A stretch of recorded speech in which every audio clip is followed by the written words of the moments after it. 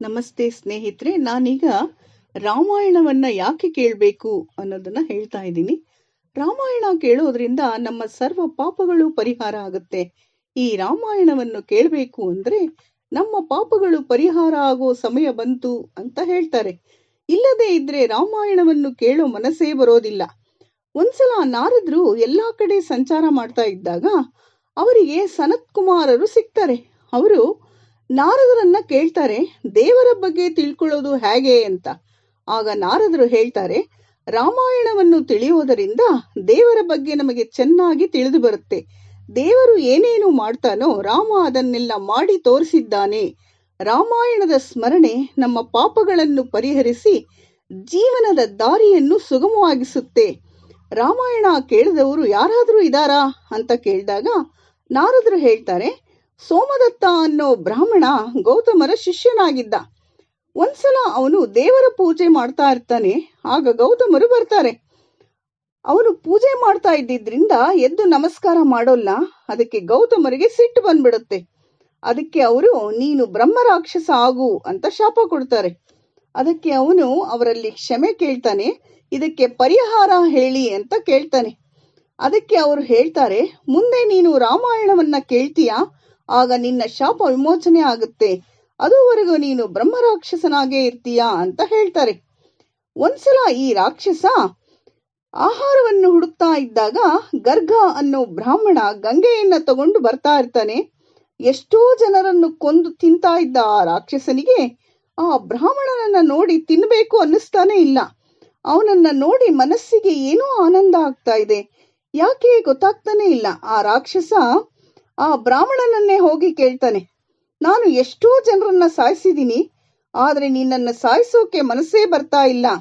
ನಿನ್ನನ್ನ ಯಾವುದೋ ಭಗವಂತನ ನಾಮ ರಕ್ಷಣೆ ಮಾಡ್ತಾ ಇದೆ. ನಿನ್ನನ್ನ ನೋಡಿ ನನಗೆ ಏನೋ ಸಮಾಧಾನ ಆಗ್ತಾ ಇದೆ. ಇದು ರಾಮನಾಮದ ಮಹಿಮೇನೆ ನಿನ್ನನ್ನ ರಕ್ಷಣೆ ಮಾಡ್ತಾ ಇದೆ. ರಾಮಾಯಣವನ್ನ ಹೇಳಿ ನನ್ನನ್ನ ಉದ್ಧಾರ ಮಾಡು ಅಂತ ಬ್ರಹ್ಮ ರಾಕ್ಷಸ ಆ ಬ್ರಾಹ್ಮಣನನ್ನ ಪ್ರಾರ್ಥನೆ ಮಾಡ್ತಾನೆ.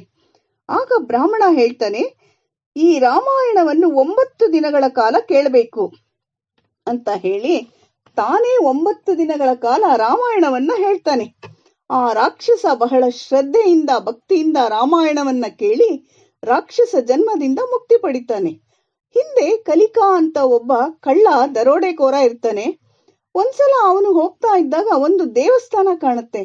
ಅದಕ್ಕೆ ಬಂಗಾರದ ಗೋಪುರ, ಸುತ್ತಲೂ ಬಂಗಾರದ ಕವಚಗಳನ್ನ ಹಾಕಿರ್ತಾರೆ. ಅವನು ಅನ್ಕೋತಾನೆ, ನಾನೇನಾದ್ರೂ ಇದನ್ ಕೊಳ್ಳೆ ಹೊಡೆದ್ರೆ ಆರಾಮಾಗಿರ್ಬಹುದು ಜೀವನ ಪೂರ್ತಿ ಅನ್ಕೊಂಡು ಒಳಗ್ ಹೋಗ್ತಾನೆ. ಅಲ್ಲಿ ಉತ್ತಂಕ ಅನ್ನೋ ಬ್ರಾಹ್ಮಣ ದೇವರ ಪೂಜೆಯನ್ನ ಮಾಡ್ತಾ ಇರ್ತಾನೆ. ಕಳ್ಳ ಸೀದಾ ಅವನ ಹತ್ರ ಹೋಗಿ ಅವನ್ನ ಸಾಯ್ಸಕ್ ಹೋಗ್ತಾನೆ. ಇವನೊಬ್ನೇ ಇಲ್ಲಿರೋದು, ಇವನ್ನ ಸಾಯಿಸ್ಬಿಟ್ರೆ ಈ ದೇವಸ್ಥಾನದ ಸಂಪತ್ತೆಲ್ಲ ನಂದೇ ಅನ್ಕೋತಾನೆ. ಉತ್ತಂಕ ಕೇಳ್ತಾನೆ, ಯಾಕ್ ನನ್ನನ್ನು ಸಾಯಿಸ್ತಾ ಇದ್ದೀಯಾ, ನಾನೇನ್ ಮಾಡ್ದೆ ಅಂತ. ಆದರೆ ಆ ಕಲಿಕಾ ಉತ್ತಂಕನ ಮುಟ್ಟಿದ್ರಿಂದ ಅವನ ಮನಸ್ಸು ಬದಲಾವಣೆ ಆಗೋಗಿರುತ್ತೆ. ಆ ಕಳ್ಳ ಅವನ್ನ ಕ್ಷಮೆ ಕೇಳಿ ನನ್ನ ಪಾಪವನ್ನು ಹೇಗೆ ಕಳ್ಕೊಳ್ಳೋದು ಅಂತ ಉತ್ತಂಕನಲ್ಲಿ ದಾರಿ ತೋರಿಸು ಅಂತ ಕೇಳ್ಕೊತಾನೆ. ಆಗ ಉತ್ತಂಕ, ನೀನು ರಾಮಾಯಣವನ್ನ ಕೇಳಿದ್ರೆ ನಿನ್ನ ಪಾಪಗಳೆಲ್ಲ ಪರಿಹಾರ ಆಗುತ್ತೆ ಅಂತ ಹೇಳ್ತಾನೆ. ಅವನು ರಾಮಾಯಣವನ್ನ ಕೇಳಿ ತನ್ನ ಪಾಪ ಪರಿಹಾರವನ್ನ ಮಾಡ್ಕೋತಾನೆ. ರಾಮಾಯಣವನ್ನ ಕೇಳೋದು, ರಾಮನಾಮದ ಸ್ಮರಣೆ ಮಾಡೋದರಿಂದ ಈ ಕಲಿಯುಗದಲ್ಲಿ ನಾವು ಪಾಪರಹಿತರಾಗಿ ಬದುಕುವುದಕ್ಕೆ ದಾರಿಯಾಗುತ್ತೆ. ಒಂದ್ಸಲ ವಾಲ್ಮೀಕಿ ಮಹರ್ಷಿಗಳು ತಮಸಾ ನದಿಗೆ ಸ್ನಾನಕ್ಕಾಗಿ ಹೋಗಿರ್ತಾರೆ. ಅಲ್ಲಿ 2 ಕ್ರೌಂಚ ಪಕ್ಷಿಗಳು ಆಟ ಆಡ್ತಾ ಇರುತ್ತೆ. ಆದ್ರೆ ಒಬ್ಬ ಬೇಡ ಬಂದು ಅದಕ್ಕೆ ಬಾಣ ಬಿಡ್ತಾನೆ. ಒಂದು ಪಕ್ಷಿ ಪ್ರಾಣ ಬಿಡುತ್ತೆ, ಇನ್ನೊಂದು ಪಕ್ಷಿ ಅಳ್ತಾ ಇರುತ್ತೆ. ಇದನ್ನ ನೋಡಿ ವಾಲ್ಮೀಕಿ ಮಹರ್ಷಿಗಳಿಗೆ ಬಹಳ ಬೇಜಾರಾಗುತ್ತೆ. ಅವರು ಆ ಬೇಡನಿಗೆ ನೀನು ಹೆಚ್ಚು ದಿನ ಬದುಕೋದಿಲ್ಲ ಅಂತ ಹೇಳಿ ಸ್ನಾನ ಮಾಡಿ ಹೋಗ್ತಾರೆ. ಅವರು ಬೇಜಾರಿಂದ ಯೋಚನೆ ಮಾಡ್ತಾ ಇದ್ದಾಗ ನಾರದರು ಬರ್ತಾರೆ. ಅವರು ವಾಲ್ಮೀಕಿಗೆ ಹೇಳ್ತಾರೆ, ರಾಮಾಯಣವನ್ನ ರಚನೆ ಮಾಡು ಅಂತ.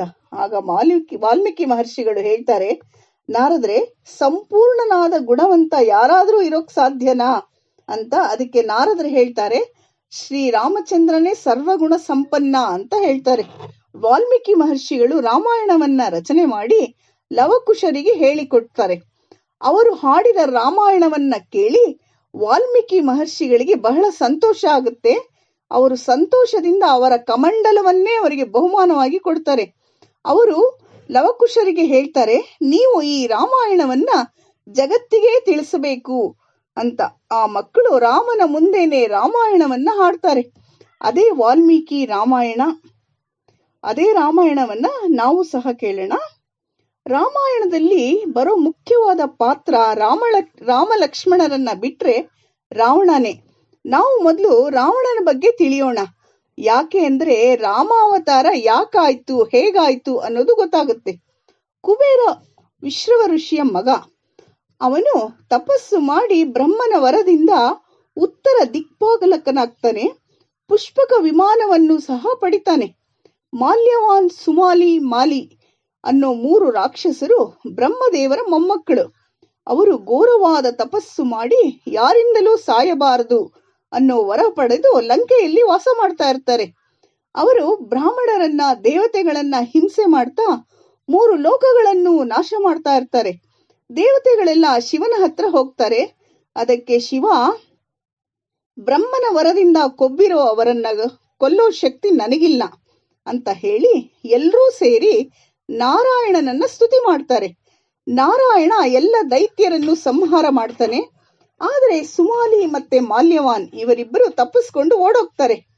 ಸುಮಾಲಿ ತಪಸ್ಸು ಮಾಡಿ ತನ್ನ ಮಗಳು ಕೈಕಸಿ ಹೊಟ್ಟೆಯಲ್ಲಿ ಎಲ್ಲ ದೇವತೆಗಳನ್ನು ಕೊಲ್ಲುವಂತ ಅಪಾರ ಶಕ್ತಿವಂತನಾದ ಮಗ ಹುಟ್ಟಬೇಕು ಅಂತ ವರ ಪಡಿತಾನೆ. ಕೈಕಸಿಗೆ 4 ಮಕ್ಕಳು ಹುಟ್ಟುತ್ತಾರೆ. ರಾವಣ, ಕುಂಭಕರ್ಣ, ವಿಭೀಷಣ ಮತ್ತೆ ಶೂರ್ಪಣಖ. ರಾವಣ 1000 ವರ್ಷ ತಪಸ್ಸು ಮಾಡ್ತಾನೆ. ತಪಸ್ಸು ಮುಗಿಸಿ ಅವನು ಒಂದೊಂದೇ ತಲೆಯನ್ನ ಕತ್ತರಿಸಿ ಅಗ್ನಿಗೆ ಆಹುತಿ ಕೊಡ್ತಾನೆ. 10ನೇ ತಲೆಯನ್ನು ಸಹ ಕತ್ತರಿಸೋಕೆ ಹೋಗ್ತಾನೆ. ಆಗ ಬ್ರಹ್ಮದೇವರು ಪ್ರತ್ಯಕ್ಷರಾಗಿ ಅವನನ್ನ ತಡಿತಾರೆ. ಆಹುತಿ ಕೊಟ್ಟ ತಲೆಗಳು ಮತ್ತೆ ಬೆಳೆಯೋ ಹಾಗೆ ಅನುಗ್ರಹ ಮಾಡ್ತಾರೆ. ರಾವಣ ತನಗೆ ಮರಣನೇ ಬರಬಾರದು ಅನ್ನೋ ವರ ಕೇಳ್ತಾನೆ. ಅದು ಸಾಧ್ಯವಿಲ್ಲ ಅಂತ ಬ್ರಹ್ಮದೇವರು ಹೇಳ್ತಾರೆ. ಆಗ ರಾವಣ ಕೇಳ್ತಾನೆ, ನನ್ನ ಕೊಲ್ಲೋದಕ್ಕೆ ಸಾಧ್ಯನೇ ಇಲ್ಲದಂತ ಮನುಷ್ಯರು ಮತ್ತೆ ಸಾಮಾನ್ಯ ಜೀವಿಗಳನ್ನ ಬಿಟ್ರೆ ದೇವತೆಗಳು, ರಾಕ್ಷಸರು, ಸರ್ಪಗಳು, ಯಕ್ಷರು ಇವರ್ ಯಾರಿಂದಲೂ ಸಹ ಸಾವು ಬರದೇ ಇರ್ಲಿ ಅನ್ನೋ ವರವನ್ನ ಪಡಿತಾನೆ. ಆ ವರದಿಂದ ಕೊಬ್ಬಿದ ರಾವಣ ಗೋವುಗಳನ್ನ, ಬ್ರಾಹ್ಮಣರನ್ನ ಕೊಲ್ಲೋದಾಗಿ ದೀಕ್ಷೆ ಮಾಡಿ ದಿಗ್ವಿಜಯಕ್ಕೆ ಹೊರಡ್ತಾನೆ. ಲಕ್ಷಾಂತರ ಯಕ್ಷರನ್ನ ಕೊಂದು ಕುಬೇರ್ನನ್ನ ಸೋಲಿಸಿ ಅವನಿಂದ ಪುಷ್ಪಕ ವಿಮಾನವನ್ನ ಅಪಹರಿಸ್ತಾನೆ. ಅಹಂಕಾರದಿಂದ ಪರಮೇಶ್ವರನ ವಾಸಸ್ಥಾನವಾದ ಕೈಲಾಸ ಪರ್ವತವನ್ನೇ ಕಿತ್ತು ಬಿಸಾಡಬೇಕು ಅಂತ ಪ್ರಯತ್ನ ಪಡ್ತಾನೆ. ಆಗ ಶಿವ ಪಾರ್ವತಿಯ ಮಾತಿನಂತೆ ತನ್ನ ಕಾಲಿನಿಂದ ಪರ್ವತವನ್ನು ಒತ್ತುತ್ತಾನೆ. ಆಗ ರಾವಣ ಆ ಪರ್ವತದ ಅಡಿಯಲ್ಲಿ ಸಿಕ್ಕಾಕೊಳ್ತಾನೆ. ತಪ್ಪಿಸಿಕೊಳ್ಳೋದಕ್ಕೆ ಸಾಧ್ಯನೇ ಆಗಲ್ಲ. ಬಹಳ ರೋಧಿಸ್ತಾನೆ. ಎಷ್ಟು ರೋಧಿಸಿದ್ರೂ ಏನೂ ಪ್ರಯೋಜನ ಆಗೋದಿಲ್ಲ. ಶಿವ ಅವನನ್ನ ಸರಿ ಮಾಡೋದಕ್ಕೆ ಬರೋದೇ ಇಲ್ಲ. ಆಗ ಅವನು ವಿಧಿ ಇಲ್ಲದೆ ಶಿವನನ್ನೇ ಸ್ತುತಿ ಮಾಡ್ತಾನೆ, ಭಕ್ತಿಯಿಂದ ಸ್ತುತಿ ಮಾಡ್ತಾನೆ. ಆಗ ಪರಮೇಶ್ವರ ಅವನನ್ನ ಬಿಡ್ತಾನೆ. ಬಹಳವಾಗಿ ರೋಧಿಸಿದ್ದರಿಂದ ಅವನನ್ನು ಪರಮೇಶ್ವರ ರಾವಣ ಅನ್ನೋ ಹೆಸರಿನಿಂದ ಕರೀತಾನೆ. ಲಕ್ಷ್ಮೀದೇವಿಯ ಅವತಾರವಾದ ವೇದವತಿಯು ಹಿಮಾಲಯದಲ್ಲಿ ನಾರಾಯಣನೇ ತನ್ನ ಪತಿಯಾಗಬೇಕು ಅನ್ನೋ ಕಾರಣದಿಂದ ಉಗ್ರವಾದ ತಪಸ್ಸನ್ನು ಮಾಡ್ತಾ ಇರ್ತಾಳೆ. ವೇದವತಿ ಬೃಹಸ್ಪತ್ಯಾಚಾರ್ಯರ ಮಗನಾದ ಕುಶಧ್ವಜನ ಮಗಳು. ಆ ಋಷಿಯು ವೇದಾಭ್ಯಾಸ ಮಾಡ್ತಾ ಇದ್ದಾಗ ಅವರ ಬಾಯಿಯಿಂದ ಹುಟ್ಟಿದವಳು. ರಾವಣ ವೇದವತಿಯ ಹತ್ರ ಹೋಗಿ ನನ್ನನ್ನ ಮದುವೆಯಾಗು ಅಂತ ಬೇಡ್ಕೋತಾನೆ. ಅವಳು ಒಪ್ಪೋದಿಲ್ಲ. ನಾರಾಯಣನೇ ನನ್ನ ಪತಿ ಅಂತ ಹೇಳ್ತಾಳೆ. ಆಗ ರಾವಣ ಅವಳ ಜಡೆ ಹಿಡಿದು ಬಲಾತ್ಕಾರವಾಗಿ ಎಳಿತಾನೆ. ಅವಳು ಕತ್ತಿಯ ರೂಪವನ್ನ ಪಡೆದು ಅವನು ಮುಟ್ಟಿದ ಜಡೆಯ ಭಾಗವನ್ನ ಕತ್ತರಿಸಿ ಅಗ್ನಿ ಪ್ರವೇಶ ಮಾಡ್ತಾಳೆ. ಅಗ್ನಿ ಪ್ರವೇಶ ಮಾಡೋವಾಗ ನಿನ್ನನ್ನು ಕೊಲ್ಲಿಸುವುದಕ್ಕಾಗಿ ಮತ್ತೆ ಹುಟ್ಟಿ ಬರ್ತೀನಿ ಅನ್ನೋ ಶಾಪವನ್ನ ಕೊಡ್ತಾಳೆ. ಮುಂದಿನ ಜನ್ಮದಲ್ಲಿ ಪದ್ಮ ಗರ್ಭದಲ್ಲಿ ಹುಟ್ಟುತ್ತಾಳೆ. ಒಂದ್ಸಲ ರಾವಣ ಅವಳನ್ನ ನೋಡಿ ಎತ್ಕೊಂಡು ಹೋಗ್ತಾನೆ. ಮಂತ್ರಿ ಅವಳನ್ನ ನೋಡಿ ಇವಳು ನಿನ್ನನ್ನು ಕೊಲ್ಲಿಸೋದಕ್ಕಾಗೆ ಹುಟ್ಟಿದಾಳೆ ಅಂತ ಹೇಳ್ತಾನೆ. ಈ ಮಾತನ್ನ ಕೇಳಿ ರಾವಣ ಭಯದಿಂದ ಅವಳನ್ನ ಸಮುದ್ರದಲ್ಲಿ ಬಿಸಾಕ್ತಾನೆ. ಅಲೆಗಳಿಂದ ತೀರಕ್ಕೆ ಬಂದು ಅವಳು ಮಣ್ಣಿನ ಮಧ್ಯದಲ್ಲಿ ಸೇರ್ತಾಳೆ. ಜನಕರಾಜ ಯಜ್ಞಕ್ಕಾಗಿ ಭೂಮಿಯನ್ನ ನೇಗಿಲಿನಿಂದ ಉಳ್ತಾ ಇದ್ದಾಗ ನೇಗಿಲಿನ ತುದಿಗೆ ಸಿಗ್ತಾಳೆ. ಸೀತಾ ಅಂದ್ರೆ ನೇಗಿಲಿನ ಅಗ್ರಭಾಗದಿಂದ ಹುಟ್ಟಿದ್ದರಿಂದ ಸೀತಾ ಅನ್ನೋ ಹೆಸರಿನಿಂದ ಕರೀತಾರೆ. ನಮಸ್ತೆ ಸ್ನೇಹಿತರೆ, ಮುಂದಿನ ಭಾಗವನ್ನ ಮತ್ತೆ ಕೇಳೋಣ.